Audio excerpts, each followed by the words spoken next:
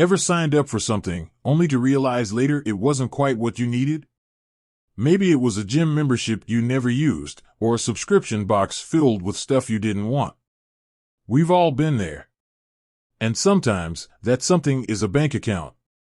Specifically, today we're talking about Neon Bank and the burning question, is it easy to cancel? Now, before we dive into the nitty-gritty of cancellation, let's paint a quick picture of Neon Bank. They're a digital bank, meaning they operate primarily online. This can be great for convenience, but it can also raise questions about how you manage things like closing your account. Because let's face it, closing a bank account shouldn't feel like climbing Mount Everest. It should be straightforward, ideally something you can do without a ton of hassle. So, is Neon Bank easy to cancel? The short answer is, generally, yes. They aim to make the process relatively simple, but like anything involving finances, there are a few steps involved. You can't just ghost them and expect everything to magically disappear. First things first, you need to make sure your account is in good standing. This means you should have a zero balance. No money owed, no money waiting to clear. Think of it like cleaning your room before the in-laws visit. You want everything tidy and squared away.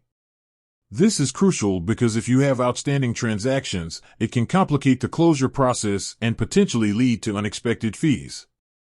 Once your balance is zero, you'll typically need to contact Neon Bank's customer support. This is where things can vary slightly. Some digital banks allow you to close your account directly through their app or website, while others require you to reach out to their support team. It's always a good idea to check their website or app for specific instructions. Now, when you contact customer support, be prepared to answer a few questions. They might ask you why you're closing your account.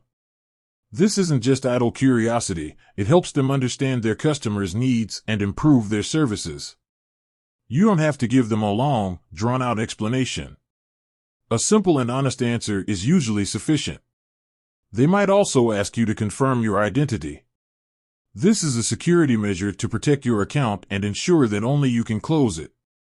So, have any necessary information handy, like your account number or other identifying details. After you've spoken with customer support and confirmed your details, they'll guide you through the final steps of closing your account. This might involve confirming your request in writing or through the app. Be sure to follow their instructions carefully and keep any confirmation emails or messages for your records. It's always a good idea to have a paper trail, just in case. One thing to keep in mind is that even after you close your account, Neon Bank might retain some of your information for a certain period.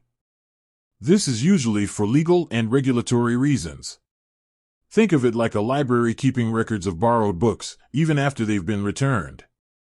It's standard practice, but it's always good to be aware of it.